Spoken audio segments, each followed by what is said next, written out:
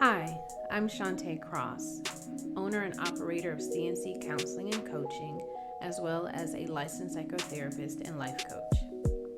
And welcome back to the Room for Growth. All right, first, moment of transparency. Filming these podcasts or recording these podcasts have been a challenge. I mean, it's it's just been wild. This is probably like my 20th take of just this one episode, and this is only my second episode, so I'm finding it quite frustrating. Um, it's not necessarily recording itself that has been the problem. I am not in the best setting for recording, so it's been quite challenging. I'm not in a studio. I don't have the money for a studio, so I'm really doing this from my home, to be honest and transparent. My walls are paper thin. Every time I get started, my neighbor's dog starts barking. And I'm laughing, but it has been highly frustrating. So that's just my moment of transparency. I hope you guys don't mind me venting to you about my struggles as a new podcaster, but it's definitely been an interesting time. At some point, something's got to change. I just don't know what, and I don't know how, and I don't know when, but something's got to give. But I've had my venting session again. Thank you for listening to me. Thank you for being my ear. But moving on to, I guess, explaining what today's podcast will be.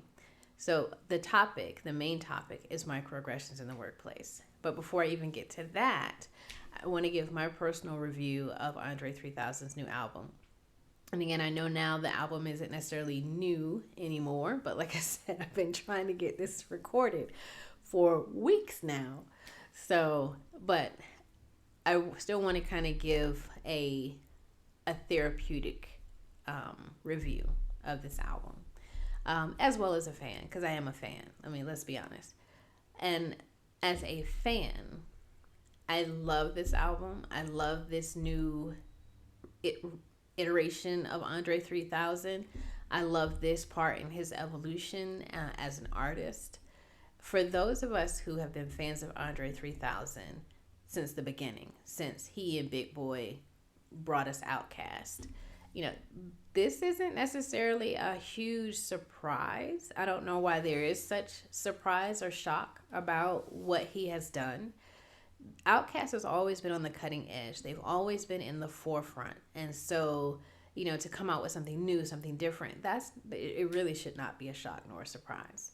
When Andre 3000 and Big Boi brought us Outkast, it was new, it was fresh, it was different, it was unexpected. It was something that hadn't been seen in hip hop at the time. So again, not a huge surprise. And as they grew and evolved as a duo, you could see for sure Andre 3000's evolution, because he wore it. He always presented himself differently. And Big Boi evolved as well as a hip hop artist, as a rapper. But again, you could kind of see the stark difference in how they chose to express themselves through their chosen genre of music. So for Andre 3000 to kind of go down this direction, again, have you not been watching? Have you not been paying attention to this man? So to me, again, it's not a huge surprise. And I love the music for what it is, for who he has now decided to share with us, this new side of him that he's decided to share with us. I love the music. I've listened to it myself several times. It is not, again, a hip hop banger. It's not it's soothing. It's relaxing. It's a different way to show his introspection and his thought process and his evolution as a person and as an artist. As a therapist, I highly recommend this album because it creates that moment. It can help create that moment of peace and of calm and of introspection and going within, shutting out outside stimuli. It is all of the things that I have asked my clients to do that are dealing with stress and anxiety. Again, creating this moment to kind of decompress, even for those that I've asked to kind of, again, do some introspection, journaling, doing a moment of reflection, this can help facilitate that process. And that's why I love it as a therapist. I am on social media like every other human being probably on the planet that has access to the internet. And therapists are saying how they are using this album in therapy sessions, again, to create a sense of calm, to create a moment where a client feels relaxed enough to kind of communicate and express, and again, to be reflective and introspective. So again, highly, highly, highly recommend it.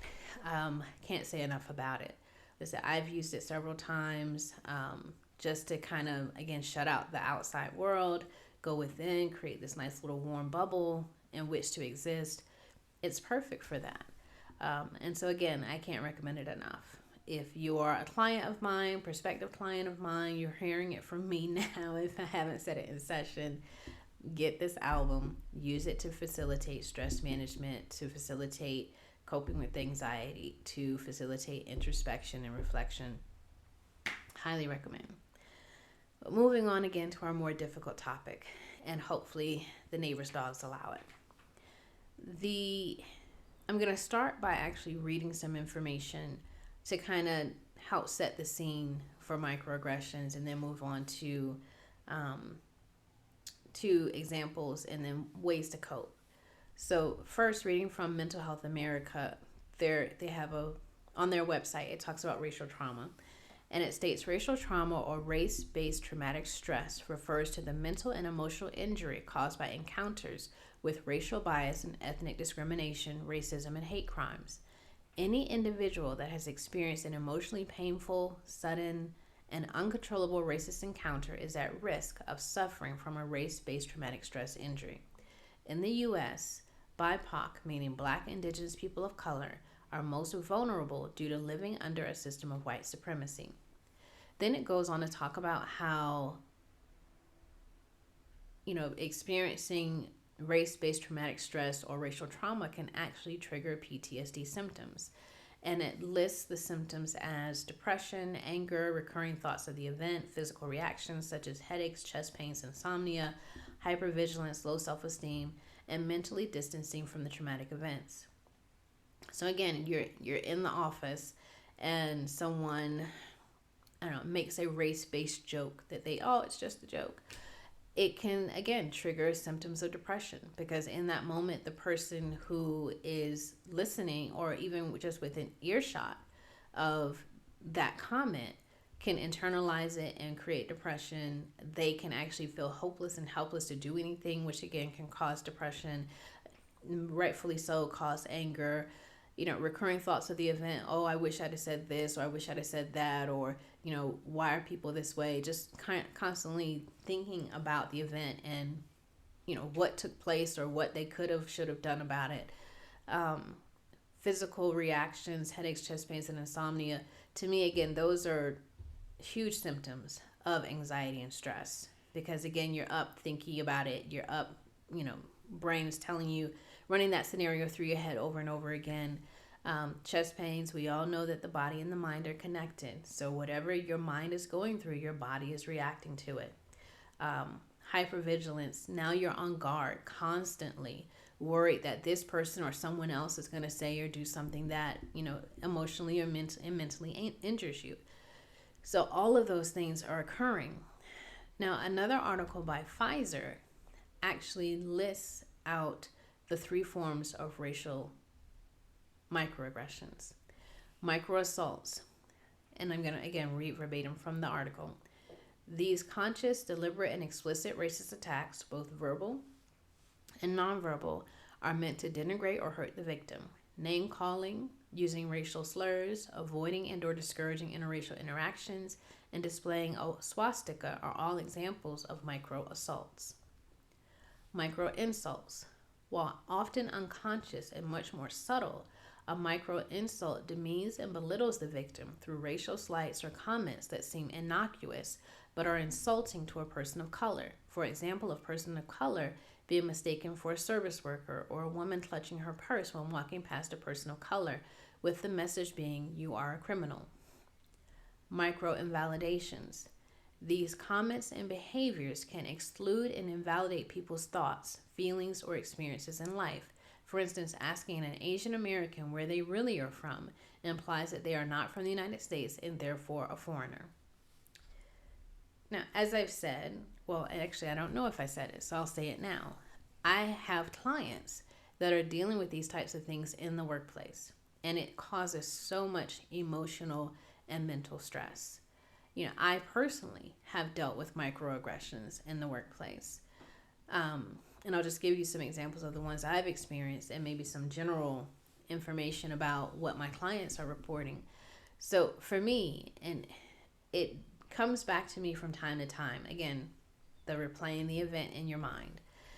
So in one work setting, I would wear my hair, and I still do on occasion. I'll wear it kind of pushed up and then pushed to the front for those that are listening. Again, my hair is very fluffy and curly. More fluffy when it's frizzy, more curly when it has the curl definition. And so I will brush it up and then pin it towards the front, so it creates like this little curly bouffant thing in the front of my head. And I wore it to work one day. I want to say this might have been around the time that Prince had passed away, because I remember doing like a little tribute to Prince. I don't know, like purple shirt, little animal print collar, doing my purple best. So I walk into the break room just to get my cup of coffee, and a higher up comes in, white woman. She comes in and she looks at my hair and she says, "Oh, how fun." And it really bothered me because, it's like, well, first of all, Black women and their hair. And if you don't know by now, you've been under a rock. But there's a lot of history and trauma related to Black women's hair. It's only within, I would say, the last 10 years or so, maybe a little bit more than that, with the whole natural hair movement. It might have started like the early 2000s, but I can't recall. The whole natural Black hair movement, where women were feeling comfortable enough to truly wear their hair as it grows out of their heads. Before that, the rule of thumb was you straighten your hair. Whether it be through a hot comb, whether it be through chemical relaxers, you straighten your hair to be acceptable in workspaces, in academic spaces, because that's what's seen as professional. That's what's seen as neat.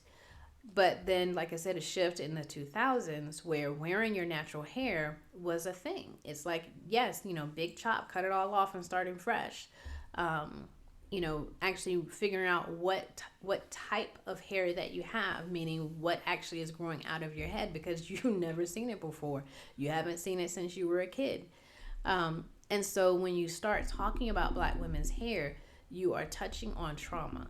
And so the rule of thumb is don't say anything. If you don't have a genuine compliment, "Oh, that really looks nice," or "Oh, that looks good on you," keep your mouth closed, because it's not for you. But anyway, so this higher up in my company, looks me in the face, looks at my hair, and is like, "Oh, how fun."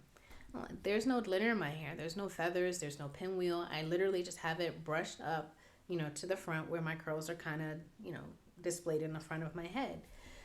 And so, and that sat with me. And again, it's a microaggression. I think micro insult. She might have known that it would have been perceived as an insult.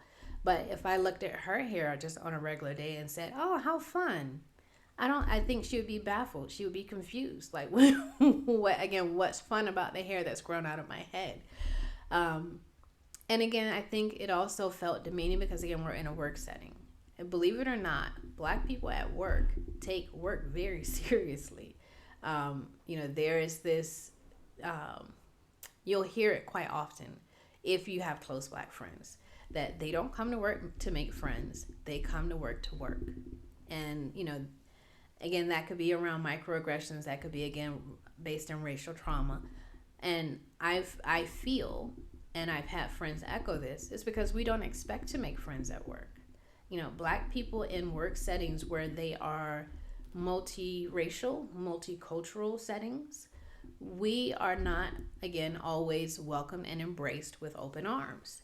Again, the stereotype about Black people being aggressive, and even when we're just being assertive, when we're being direct, it's perceived as being aggressive. And so people don't necessarily welcome you, other people don't welcome you with open arms. And so you go in to do your job. You go in to, excel in your career, but again, not necessarily to make friends. So, and I'm sorry, I've gone off on a tangent, and but again, in regards to, again, my experience with microaggressions in the workplace, there's another situation that stands out for me, and it happens repeatedly, where people call me professional. They're like, oh, you're so professional. And to me, that's bothersome because I am not a young person. At this point in my life, I am not taking entry level positions. I have a certain level of education. Again, as I said, I'm a certain age. And the settings that I work in, again, are not entry level positions. So the idea of me being professional isn't remarkable because it should be expected. And I've said to people, if I were a white male with the same level of education, with the same job title, working in the same settings, would you feel the need to remark on me being professional? And my answer is no, you would not. A 50-year-old with a master's degree, working in mental health, working in wellness, working in education, you would not be surprised that I'm professional. Again, it should be the expectation. I've never seen anyone go up to a white woman leading a workshop saying, oh, you're so professional. I have never seen anyone approach a white male in any setting, again, that's a work setting, and say, oh, you're so professional. So for you to say it to me as a Black woman, it lets me know what you're thinking. It lets me know where your head is. You assumed before talking to me, before meeting me, before working with me, that I would not be professional.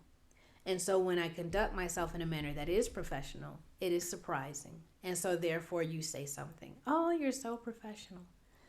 And I mention it to friends, also, people of color friends. They're like, well, Shantae, take it as a compliment. You'd be surprised at how many people aren't professional. And I guess there's some validity to that.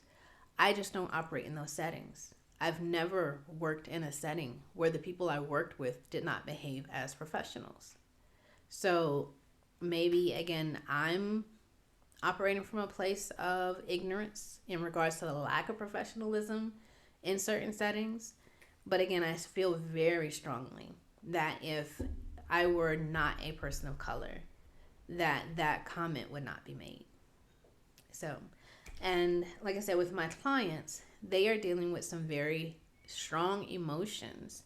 And as stated before and through the articles that I read, mental health conditions, PTSD symptoms because of microaggressions. They are in workplaces where people are making racial jokes out loud, where they, it's like, hey, it's just any other given Monday, Tuesday, Wednesday, Thursday, or Friday, someone walks into a space and makes a very inappropriate comment or joke based on race. People seeking to, I don't know if it's lessen their authority is the word I'm looking for, but definitely, for lack of a better term, dim their shine. Professional people who are working, in organizations and in large companies with, again, status and rank, and they are saying and doing things to bring them down a peg, knock them down a notch, keep them in their place. And it's sad that this is happening in 2023, 1950, 1960, even up until the 1980s and 90s, but 2023, like, come on. And I won't go on a political rant as to why this is or why this may be. I think we all have an understanding of where America in particular is going right now, or where it looks like it's going, where it currently is. But it's sad, it's ridiculous, and it's causing harm. It's causing mental, and I will even venture to say physical harm. Because as I said, the mind and the body are connected. If someone is dealing with PTSD symptoms, if someone's dealing with depression and anxiety and high stress because of microaggressions, there are direct links to our physical health. And I talk with my clients all the time about the mind-body connection and how trauma and stress plays a role in the way that we feel physically, and then what actually happens to us medically in our bodies because of stress, anxiety, PTSD, depression, all of those things. So, coping strategies. And this is where I struggle. I have to, again, transparent moment, I struggle. I struggle with coping strategies for these types of situations because the client is needing me to provide ways for them to cope with a very toxic environment. It's like asking me to help you walk through a lion's den or a viper's pit or a room full of toxic gas. My first instinct as a therapist would be like, don't do that. Don't go in there. Let's save both of us the headache of you dealing with all of these major mental health symptoms and conditions just by not doing it. However, people have to live. People have to pay their bills. Again, we are in an integrated society, for better or for worse, depending on how you see it. And truthfully, the vision for life on this planet would be for us all to be able to live harmoniously. But we're not there yet. So if you can, coping strategy number one, if you can, change where you work, who you work with, what you do, if possible. That's the ideal. That's like, we're reaching for that. That's the ideal. If you cannot change where you work, while you're working in these settings, surround yourself with people that you love and that love you, that support you, that care for you. Don't make work your everything. We talk about boundaries in our lives in general, for everyone, black, white, whatever, black, white, brown, all the colors. So having those boundaries, again, when you're dealing with microaggressions, is very important. If work stops at 5, it stops at 5. You give them no more than that. Because now you have to go home and take care of yourself. Now you have to go home and recover. And so in doing so, as I said before, surrounding yourself with people that you love, people that love you, people that care about you, people that validate you, spending time doing things that you truly enjoy so that toxicity is not all that you have. It's very important. It's very important. Even at work, and it's funny because I think we kind of do this naturally. If you work, again, in a very diverse work setting, you will see where certain people group together. Black people will find each other. Brown people will find each other. And it's because, again, those are the spaces that they feel safe. Not because they're racist, not because they don't want white friends. Excuse me, I'm sorry. It's because it's where they feel safe. And so if you have those spaces, whether they be of the same race, same culture, same background or not, because you can definitely feel safe with some of your colleagues who are not of the same culture and background as you. But you want to find those spaces at work where you feel safe, where you feel supported, where you feel encouraged to kind of, again, combat the microaggressions or the consequences of those microaggressions at work. As I was saying before, outside of work, making sure that you're doing things that you enjoy, things that really support your mental health. I recommend, just in basic, again, stress management, creating what I call a stress management routine or regimen. So, if it's during the day and you just need a break, again, finding those people that support you, maybe just going for a walk. If there's a place at the job where you can go and decompress. Some office settings, for example, may have an adult chill out corner. I don't know what they would call it, but that's what I call it, an adult chill out corner. If your job has that, take advantage of it. And again, throughout the day, wherever you feel like you need it. And then at the end of the day, doing something, again, that feels relaxing, that helps you decompress. For some, it's going to the gym. For some, it's just going for a walk. For some, it's coming home and putting on quiet music or doing a meditation. And then, like I said, surrounding yourself by people that love you, care about you, support you, validate you. Option number 3, or I should say number 3, because you could do all of these things at the same time if you so choose. The third one is more practical. Document, document, document, document.